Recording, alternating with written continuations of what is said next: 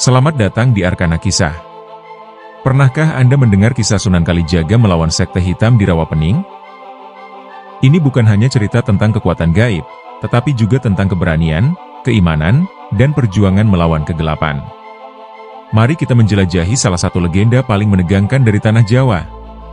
Jangan lupa, kebenaran selalu menang. Mari kita mulai perjalanan ini. Siapkan dirimu untuk perjalanan yang menegangkan dan penuh misteri ini. Tekan tombol subscribe dan aktifkan notifikasi untuk mendapatkan pembaruan terbaru.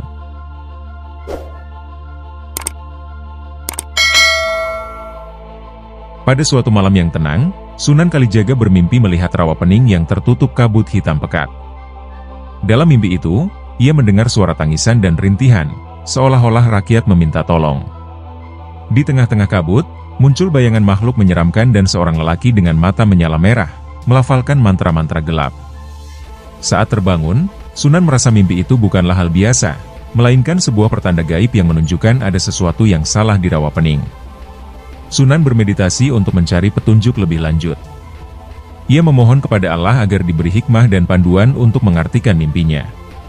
Dalam meditasinya, ia melihat gambaran desa-desa di sekitar Rawapening yang didera kesengsaraan. Panen gagal, penyakit misterius, dan gangguan makhluk gaib menjadi ujian yang tak henti-henti melanda penduduk. Keyakinannya semakin kuat bahwa ia harus segera turun tangan untuk menyelamatkan daerah tersebut. Keesokan harinya, Sunan memutuskan untuk berangkat ke desa-desa di sekitar Rawapening. Ia membawa tongkatnya yang selalu menjadi teman perjalanannya, melangkah dengan penuh keyakinan. Di sepanjang perjalanan, ia merenungkan betapa manusia sering menjadi korban keserakahan dan nafsu, yang mungkin menjadi akar dari kekuatan jahat yang kini menguasai Rawapening. Sesampainya di desa pertama, Sunan disambut suasana yang muram. Penduduk tampak lemah, ketakutan, dan putus asa.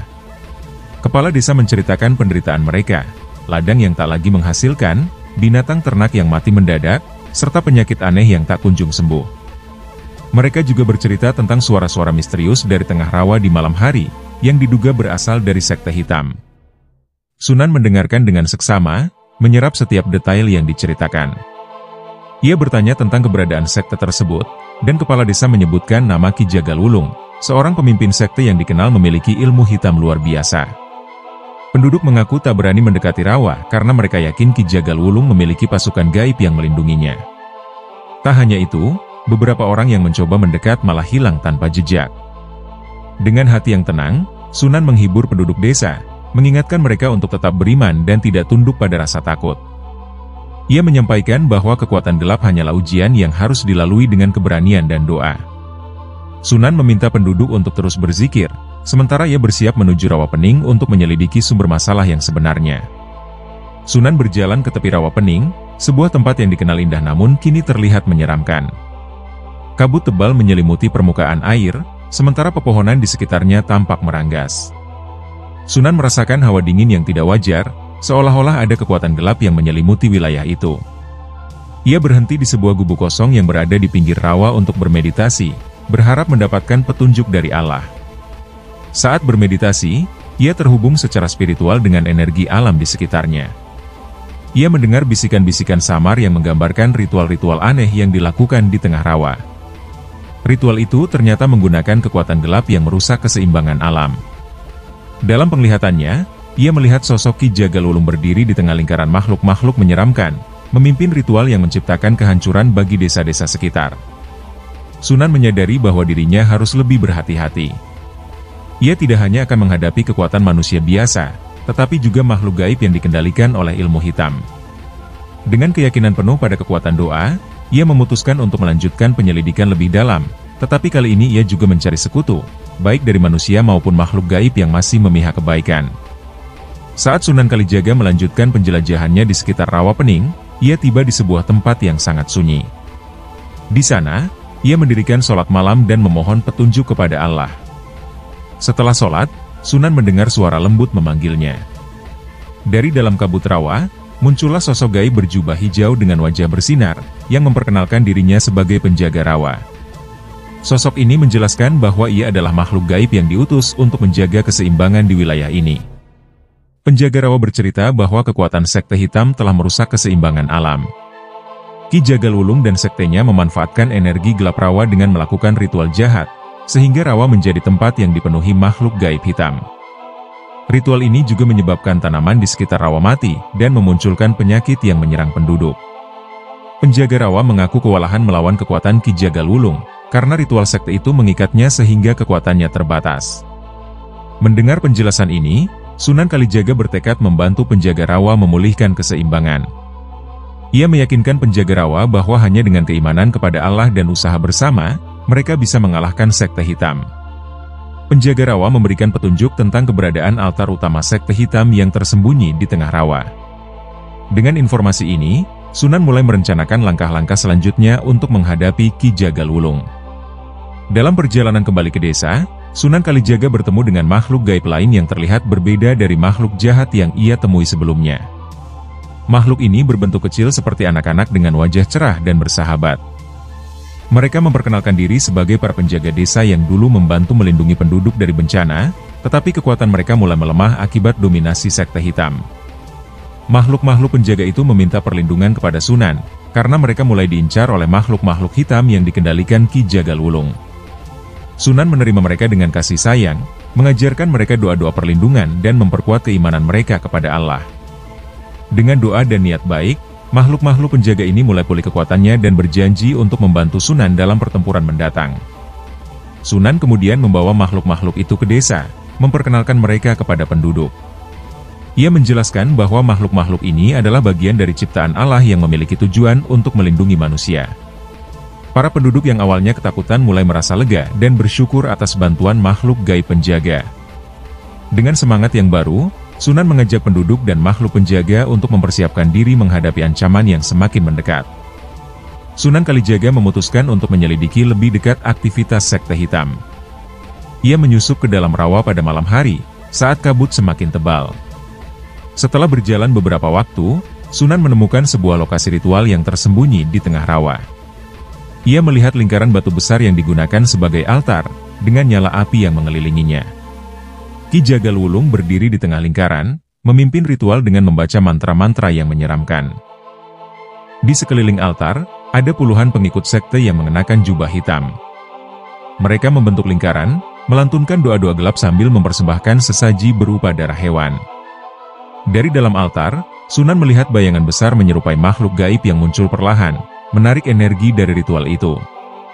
Ritual ini tidak hanya memperkuat sekte hitam, tetapi juga mengancam membuka portal menuju dimensi gelap. Sunan merasa bahwa ia tidak bisa bertindak gegabah. Ia diam-diam mengamati hingga ritual selesai, mencatat setiap detail yang ia lihat. Dengan doa dan keyakinan kepada Allah, ia berhasil melindungi dirinya dari serangan gaib yang terasa semakin kuat di sekitar lokasi. Setelah yakin telah mendapatkan cukup informasi, Sunan meninggalkan tempat itu dan kembali ke desa, bertekad untuk segera menyusun rencana besar guna menghentikan ritual tersebut. Setelah menyaksikan ritual hitam yang mengerikan, Sunan Kalijaga kembali ke desa dengan tekad untuk segera bertindak. Ia mengumpulkan penduduk desa dan makhluk gaib penjaga untuk membicarakan langkah-langkah yang harus diambil. Dalam pertemuan itu, Sunan menjelaskan bahwa kekuatan sekte hitam tidak bisa dilawan dengan senjata biasa, melainkan dengan iman, doa, dan kerjasama. Ia meminta penduduk untuk memperbanyak zikir dan sholat malam agar terlindung dari serangan gaib. Selain itu, Sunan mengajarkan ilmu perlindungan spiritual kepada para penduduk. Ia menunjukkan cara membuat garis perlindungan dengan ayat-ayat Al-Quran yang dituliskan pada kain putih dan dipasang di setiap rumah. Para makhluk penjaga juga membantu penduduk dengan memberikan energi positif yang dapat memperkuat ketahanan mereka. Selama beberapa malam, Sunan melatih penduduk untuk tetap tenang dan fokus menghadapi gangguan gaib yang sering terjadi. Di sisi lain, Sunan mempersiapkan dirinya untuk pertempuran yang lebih besar. Ia bermeditasi dan berdoa di bawah pohon besar dekat desa, memohon kepada Allah agar diberi kekuatan dan petunjuk. Dalam meditasi itu, Sunan merasa mendapatkan kekuatan spiritual yang luar biasa. Ia juga menyusun strategi untuk menyerang sekte hitam dengan bantuan makhluk penjaga dan pasukan desa, meskipun ia tahu risiko yang akan dihadapi sangat besar. Sunan memutuskan untuk memasuki rawa pening seorang diri untuk mencari pusat kekuatan sekte hitam. Ia percaya bahwa inti dari kekuatan Ki Jagalwulung terletak pada altar utama yang menjadi sumber energi ritual. Namun, perjalanan itu tidak mudah. Begitu memasuki rawa, Sunan menghadapi serangkaian ilusi yang menyesatkan. Kabut semakin tebal, dan suara-suara aneh mulai mengganggu pikirannya. Di tengah perjalanan, Sunan tiba-tiba terjebak dalam jebakan gaib. Sebuah pusaran air muncul di bawahnya, berusaha menariknya ke dalam. Dengan doa yang penuh keyakinan, Sunan membaca ayat-ayat suci, dan pusaran itu perlahan menghilang. Namun, ujian belum selesai. Sunan bertemu dengan makhluk-makhluk gaib berbentuk mengerikan, seperti raksasa bermata satu dan ular berkepala manusia, yang mencoba menakutinya. Dengan ketenangan dan keberanian, Sunan berhasil mengusir makhluk-makhluk tersebut menggunakan doa. Setelah berhasil melewati rintangan, Sunan akhirnya menemukan sebuah tempat yang tampaknya merupakan pintu masuk ke altar utama sekte hitam. Tempat itu dijaga oleh dua sosok besar dengan wajah menyeramkan. Sunan menyadari bahwa ia tidak bisa melanjutkan perjalanan tanpa persiapan tambahan. Ia memutuskan untuk kembali ke desa terlebih dahulu dan mengumpulkan kekuatan bersama pasukan desa serta makhluk penjaga. Dalam perjalanan kembali ke desa, Sunan Kalijaga bertemu dengan seorang lelaki tua yang tampak kebingungan di tengah rawa. Lelaki itu mengaku tersesat dan meminta bantuan Sunan untuk menunjukkan jalan keluar. Awalnya, Sunan merasa kasihan dan hendak menolongnya. Namun, lelaki itu mulai berbicara tentang hal-hal aneh, seperti kekuatan gaib yang bisa membawa kekayaan dan kemuliaan, jika Sunan mau bekerja sama dengannya. Sunan mulai curiga bahwa lelaki itu bukan manusia biasa. Ia merasa hawa dingin yang aneh dari sosok tersebut. Ketika Sunan menolak tawaran itu, lelaki tua itu tiba-tiba berubah menjadi makhluk besar dengan wajah menyeramkan. Makhluk itu mengaku sebagai salah satu pengikut Ki Jagal Wulung dan berusaha menggoda Sunan dengan janji kekuasaan. Sunan tidak tergoda, dan dengan membaca doa-doa suci, ia berhasil melemahkan makhluk tersebut hingga akhirnya makhluk itu melarikan diri. Pengalaman ini semakin memperkuat keyakinan Sunan bahwa ia menghadapi lawan yang sangat licik dan berbahaya. Ia menyadari bahwa sekte hitam tidak hanya mengandalkan kekuatan gaib, tetapi juga tipu daya untuk merusak iman seseorang. Dengan penuh keyakinan, Sunan melanjutkan perjalanannya ke desa, membawa pesan penting bahwa keimanan harus tetap teguh untuk menghadapi godaan dan serangan sekte hitam. Kembali ke desa, Sunan Kalijaga mendapat kabar bahwa sekte hitam telah memulai serangan langsung. Para penduduk melaporkan bahwa pada malam sebelumnya, makhluk gaib menyeramkan muncul di beberapa rumah, membuat penduduk ketakutan dan beberapa jatuh sakit. Gangguan ini membuat Sunan menyadari bahwa Ki Jagal Wulung telah menyadari keberadaannya dan mulai memperluas pengaruhnya.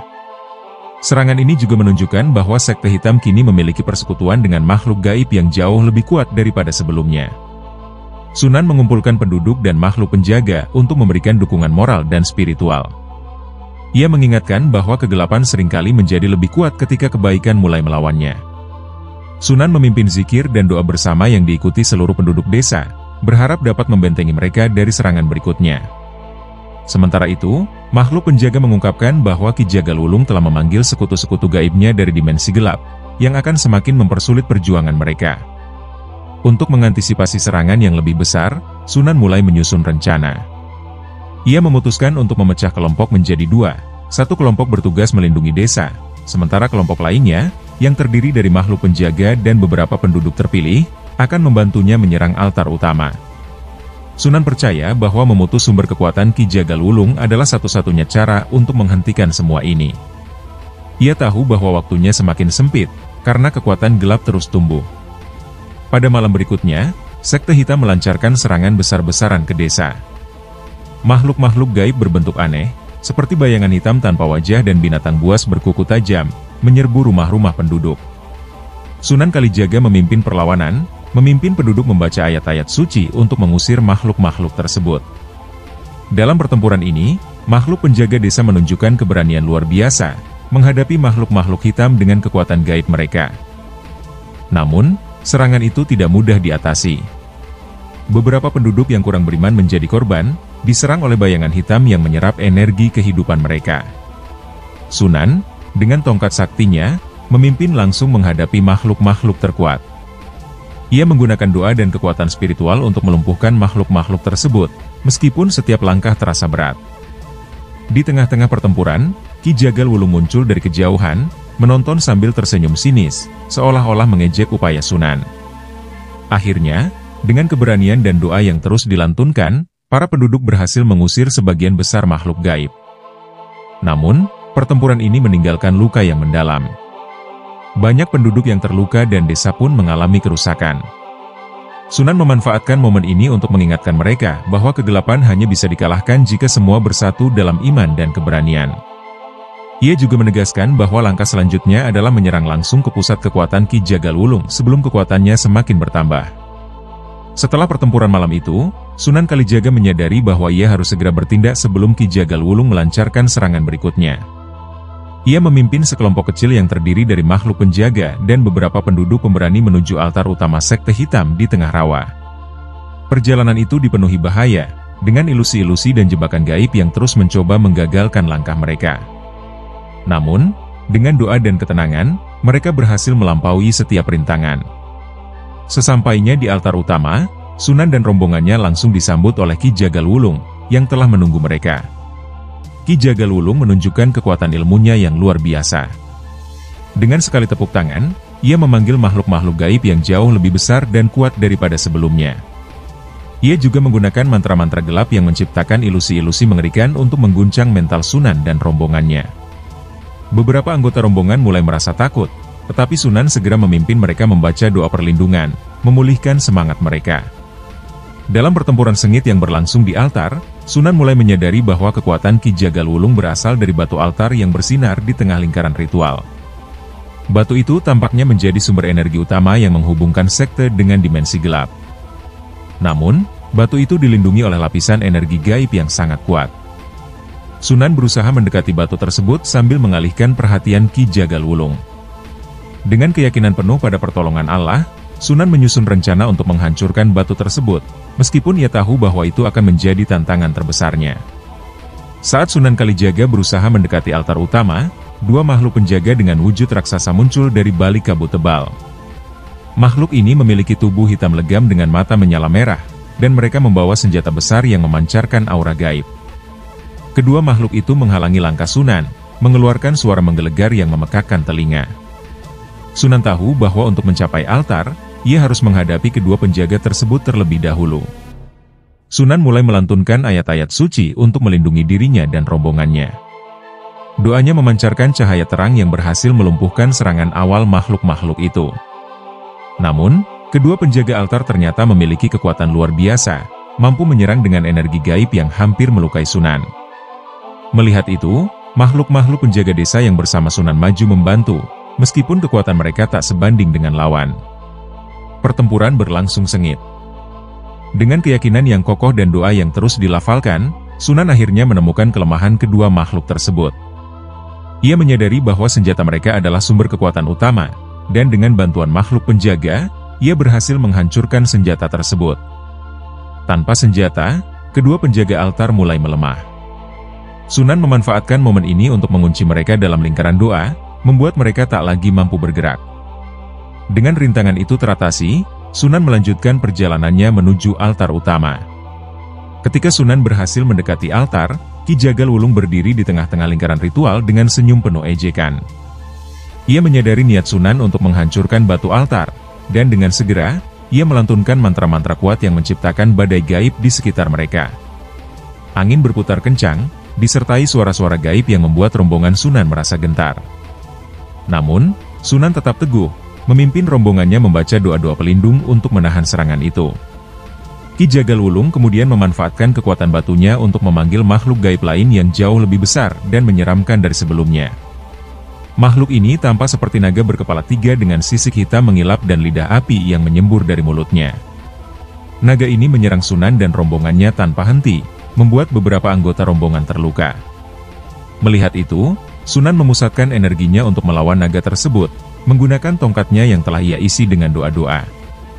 Dalam pertempuran itu, Sunan menemukan bahwa Ki Jagalwulung menjadi semakin lemah ketika batu altar kehilangan cahayanya. Ia menyadari bahwa fokus utamanya adalah menghancurkan batu tersebut, bukan melawan naga secara langsung. Dengan strategi itu, Sunan memimpin makhluk penjaga untuk mengalihkan perhatian Ki Jagalwulung dan naga, sementara ia mulai mendekati altar. Pertarungan mencapai puncaknya ketika Sunan berhasil mengangkat tongkatnya, bersiap menghancurkan batu altar dengan kekuatan doa. Sunan Kalijaga berdiri di depan batu altar yang bercahaya merah pekat, simbol utama kekuatan Ki Jagalwulung. Batu itu terasa memancarkan energi jahat yang berusaha menahan Sunan untuk mendekatinya. Dengan doa yang penuh keyakinan, Sunan mengangkat tongkatnya dan memukulkannya ke batu tersebut. Namun, batu itu tidak langsung hancur. Sebaliknya, energi gelap dari batu tersebut menyerang balik, memukul Sunan hingga hampir terjatuh. Melihat Sunan dalam bahaya, makhluk penjaga dan rombongannya berusaha melindungi Sunan dari serangan gaib yang semakin kuat. Mereka menciptakan perisai spiritual dengan melantunkan doa bersama, memberi waktu bagi Sunan untuk memusatkan kekuatannya. Sunan mengingatkan dirinya bahwa hanya dengan keimanan penuh dan izin Allah ia dapat menghancurkan sumber kekuatan gelap ini. Ia kembali berdiri, melafalkan doa dengan suara lantang yang menggema di seluruh rawa. Pada akhirnya, doa-doa Sunan berhasil membangkitkan energi suci yang begitu besar. Tongkatnya memancarkan cahaya putih yang menyilaukan, menghantam batu altar dengan kekuatan luar biasa. Batu itu retak, lalu meledak dalam ledakan cahaya yang memecah kabut hitam di seluruh rawa.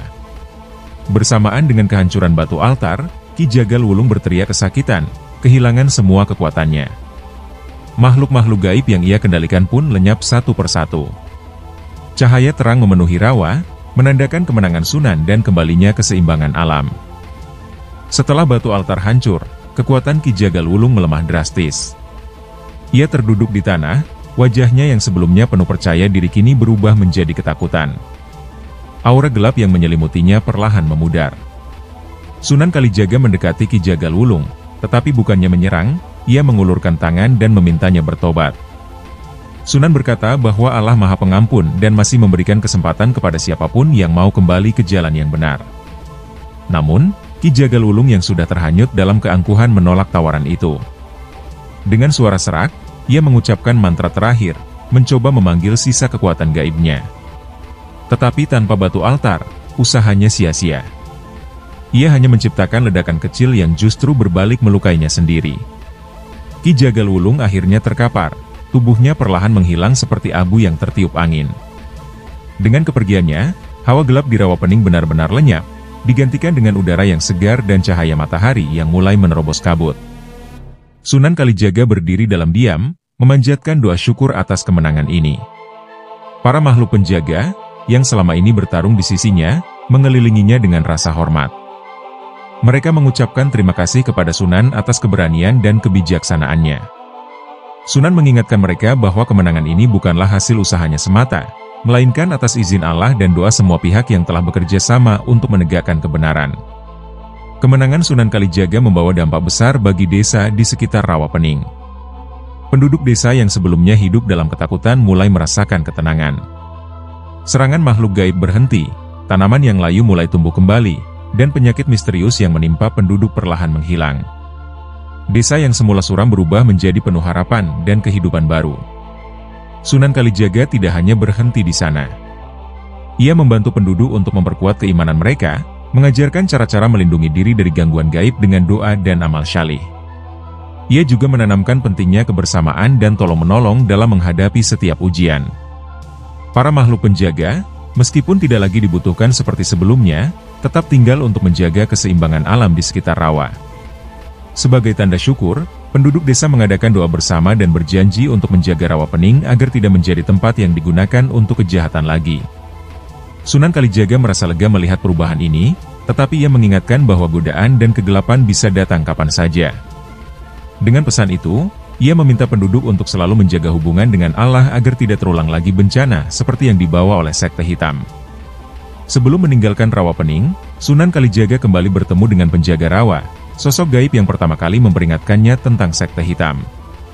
Penjaga rawa mengucapkan terima kasih atas perjuangan Sunan yang telah mengembalikan keseimbangan alam. Ia mengungkapkan bahwa Rawa Pening kini telah kembali menjadi tempat suci yang penuh kedamaian. Penjaga rawa juga memberikan pesan bahwa meskipun ancaman Ki Jagal Wulung telah berakhir, manusia harus selalu berhati-hati terhadap nafsu dan keangkuhan. Ia mengingatkan bahwa kerusakan seperti yang dilakukan oleh sekte hitam bisa terulang jika manusia lupa menjaga hubungan mereka dengan Sang Pencipta dan alam sekitarnya. Penjaga rawa kemudian memberikan Sunan sebuah tongkat kecil yang terbuat dari akar pohon tua, simbol penjagaan yang ia harap akan diwariskan kepada generasi berikutnya. Setelah memberikan pesan terakhir, penjaga rawa perlahan menghilang ke dalam kabut, meninggalkan rasa damai di hati Sunan. Sunan Kalijaga memandangi rawa yang kini tenang dan memancarkan keindahan alami. Ia bersyukur kepada Allah atas segala petunjuk dan kekuatan yang telah diberikan. Dengan hati yang penuh rasa syukur, Sunan bersiap melanjutkan perjalanan dakwahnya, meninggalkan Rawapening yang telah kembali menjadi tempat yang diberkahi. Setelah meninggalkan Rawapening, Sunan Kalijaga menyadari bahwa perjuangan ini meninggalkan pelajaran besar, tidak hanya bagi dirinya tetapi juga bagi penduduk desa. Ia menyempatkan diri untuk singgah di beberapa desa lain di sekitar rawa, menceritakan apa yang telah terjadi dan bagaimana keimanan mampu mengalahkan kegelapan. Banyak penduduk yang merasa terinspirasi oleh kisah Sunan dan berjanji untuk selalu menjaga keimanan mereka. Di desa asalnya, penduduk yang telah mengalami kengerian sekte hitam kini hidup dalam kebahagiaan.